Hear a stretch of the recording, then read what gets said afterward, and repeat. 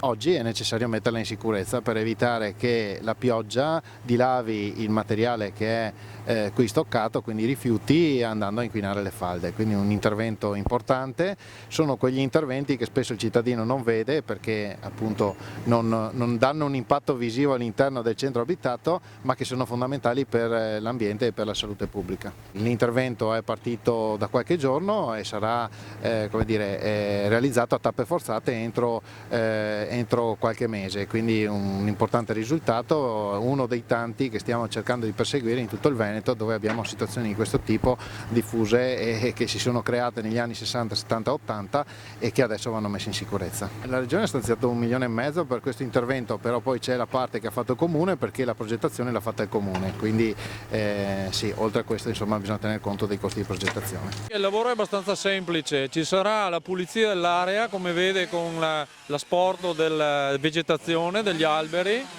la decappatura, cioè verrà tolta la terra superficiale, una nuova livellatura e una nuova baulatura, la stesura di un manto impermeabile ad alta resistenza e quindi successivamente un ricoprimento ancora con terra e il rinverdimento dell'area. Questa è l'operazione.